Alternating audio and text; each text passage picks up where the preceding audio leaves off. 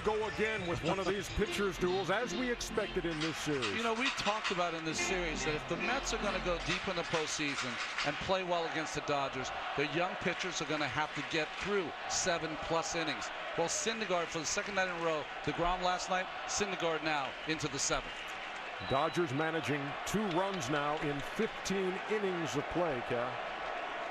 Yeah, I mean, if you look at Gonzalez's bats, Agon's at bats, he's getting pitched to really, really effectively and really, really tough. He battles hard to get to 3-2, but everybody is. They're striking out everybody, and they're throwing the ball 100 miles an hour. It's difficult to score a run. Yasmani Grandal leads it off against Syndergaard. And the Dodgers offense this year, let's face it, has come from the home runs. And it's the Mets who've been hitting the home runs in the first 2 games of this series. Addison Reed and Bartolo Colon up in the bullpen.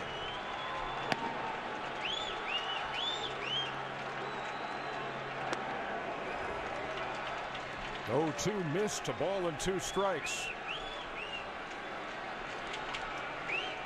So they got 7 innings out of DeGrom in the opener. 5 hits, no runs, 13 strikeouts, trying to get 7 out of Syndergaard here in game 2. And Grandal strikes out to lead it off in the 7th. It's got good downward movement. It doesn't have the rotation for a 12-6, but the ball goes down late. Kike Hernandez takes 1-0. On deck circle, Chase Utley. He would hit for Greinke. There's a big cut by Hernandez. Nothing to show for it. 1-1. You know, the Dodgers offense scored a good portion of their runs via the home run. It's hard to hit a home run off this stuff from the Mets staff. They score 44.5% of their runs via the home run.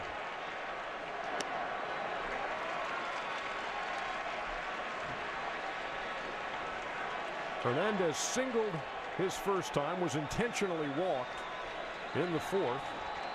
That was to get to Greinke, who flied out to right to end the inning. Again, waved at that. 2 balls and 2 strikes. Remember when he got that hit, it was off a changeup. Now he's seen 2 changeups again in this at bat from Syndergaard. So even though he got the base hit, it hasn't chased Syndergaard off throwing that pitch to him. It seemed like he had made up his mind. He was cheating and kept looking for the fastball and gotten fooled. Here comes another changeup. Nope. Fastball away.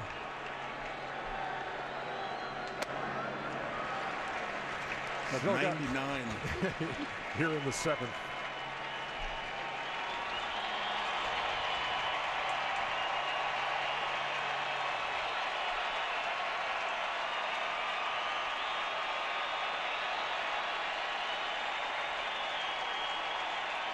Pitch number 111.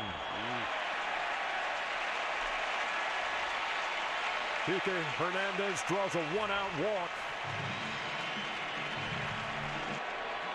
Hernandez, to me, is not a home run threat. I think you wouldn't want to get beat with your secondary pitch when you're throwing 99 still. Utley struck out as a pinch hitter last night. But he is a base stealing threat in this situation.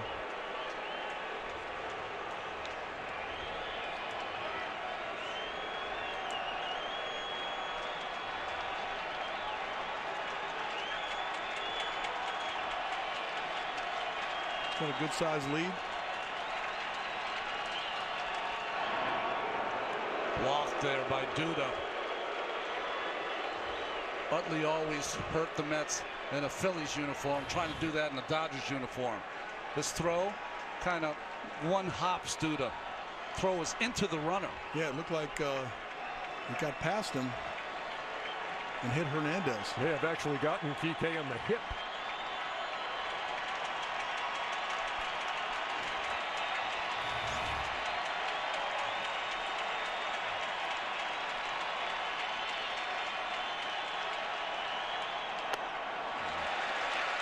Upstairs to Utley, 1-0.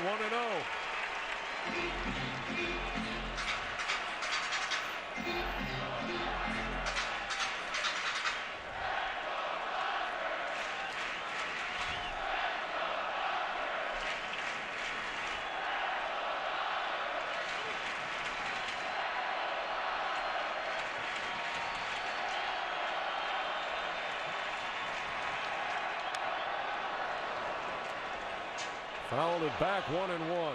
If Kiki were to steal, it'd be his first stolen base this season.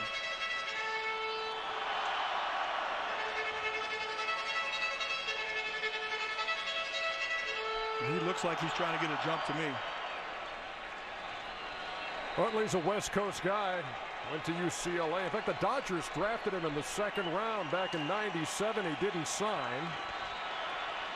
Signed him out of Long Beach Polytechnic High School. And now here he is with the Dodgers after a long career with the Phillies. There goes Kike. Here's the throw. He's got it swiped.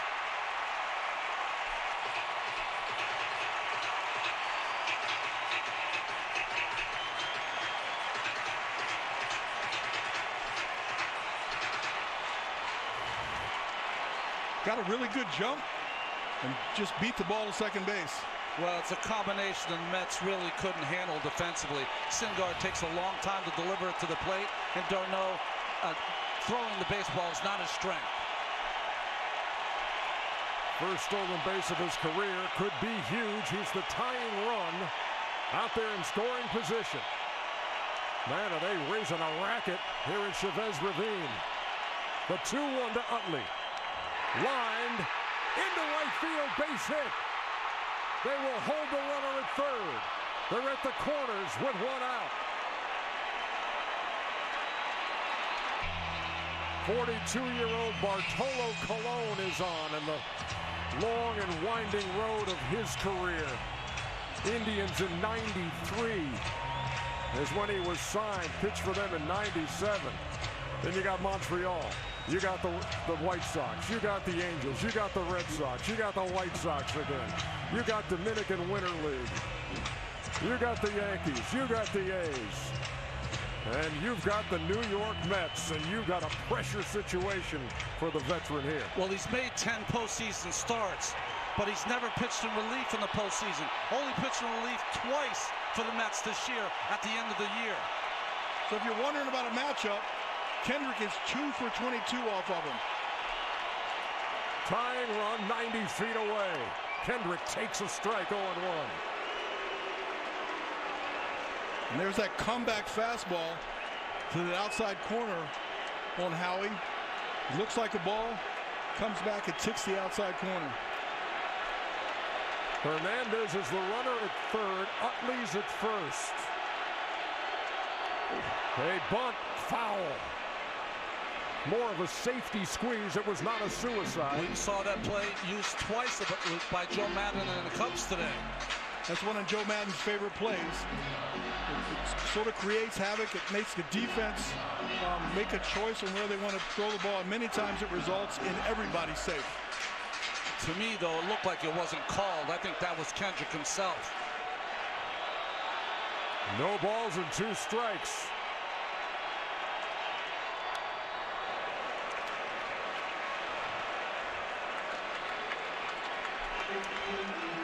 A little slider there by Colon, who doesn't throw many.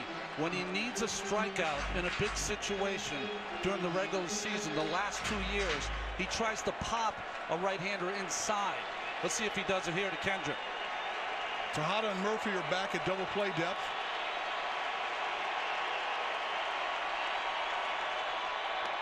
Ran it inside, but missed. A ball and 2 strikes. This is one of those situations that you have to put the ball in play if you're Howie Kendrick. He's got speed, not a likely double play candidate, but a ground ball to shorter second could get the time run home. Up the middle, gloved by Murphy. There's one, and they will not get the double play. Wow, did Chase Utley go in hard at second as the tying run scores. Tejada is down. The game is tied. And now we check on Tejada. Here it is again. So the ball's in the glove. Tejada never touched the bag.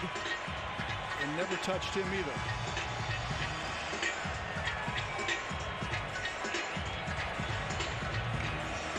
Utley leaves the field having never touched second.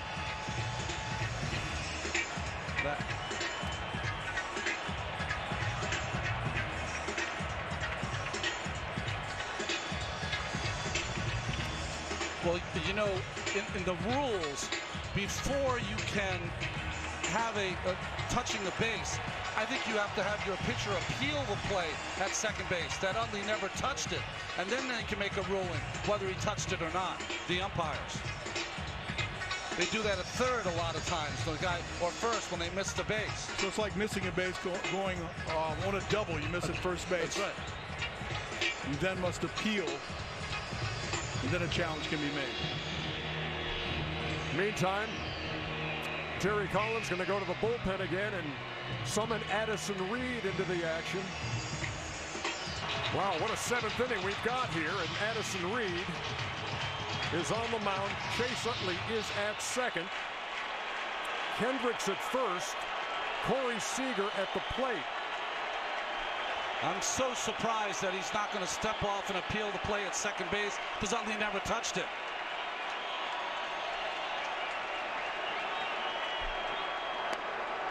Seager takes a strike, 0-1. I'm wondering if there was an explanation from Gary Cederstrom to Terry Collins. You saw him talking about the out call made at second. Maybe that once that out call was made and Utley went to the bench that it doesn't matter. I don't know. It's wrong. It's wrong, though. If you don't touch a base, you can appeal the play.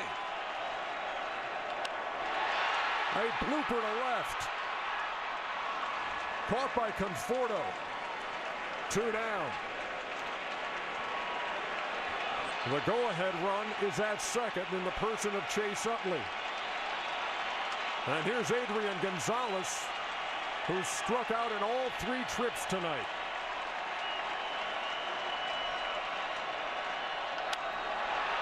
Goes the other way, out of play, 0-1.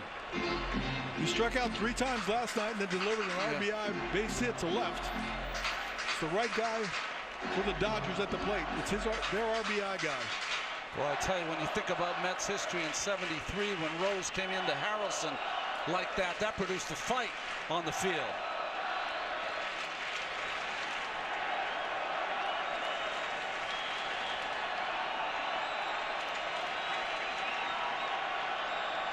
The 0-1 to Gonzalez. And Reed is ahead 0-2.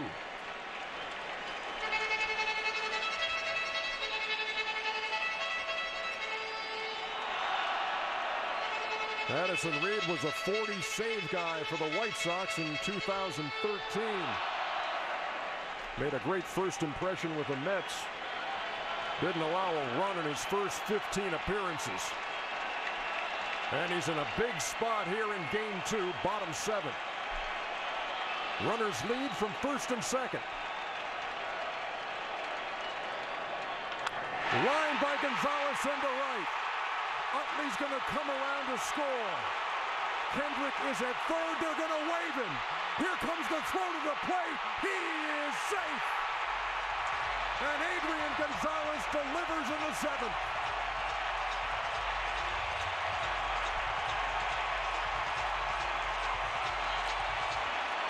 It is deafening here at Dodger Stadium. Fouled off by Turner.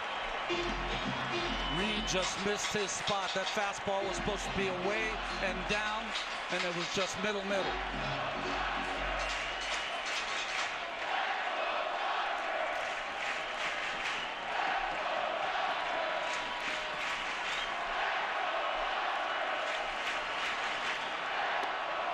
Down in the dirt.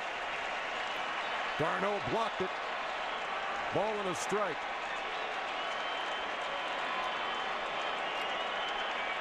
Gonzalez with the 2-run double went to third on the throw.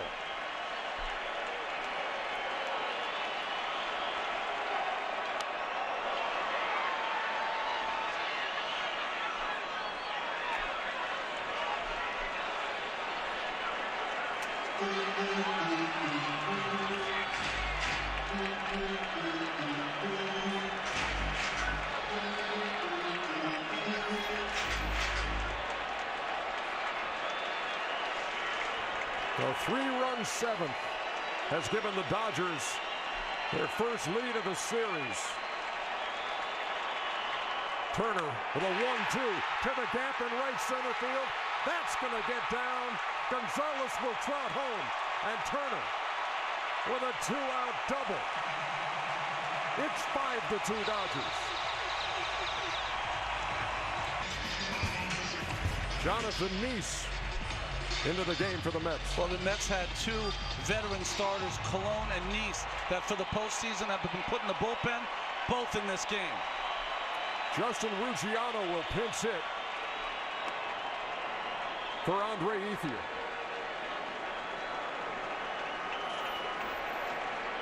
There is no way on earth that Ruggiano ever pictured himself in this position a couple of months ago.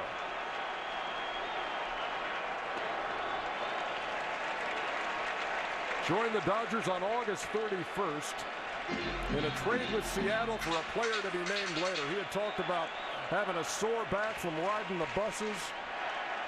Played with the Cubs last year. But he came to LA, 21 games, hit .291 with 4 home runs and 12 RBIs, made his mark as a pinch hitter, and Don Mattingly had to put him on the roster. Talked to Don Mattingly before game 1. I said, Ruggiano's surprised to be here. Are you surprised you put him on the roster? He said, by all means. And he's caught looking to end the 7th inning, but what a 7th it was. 4 Dodger runs. A huge collision at second base. A clutch hit. A ton of Mets pitchers. It's 5-2.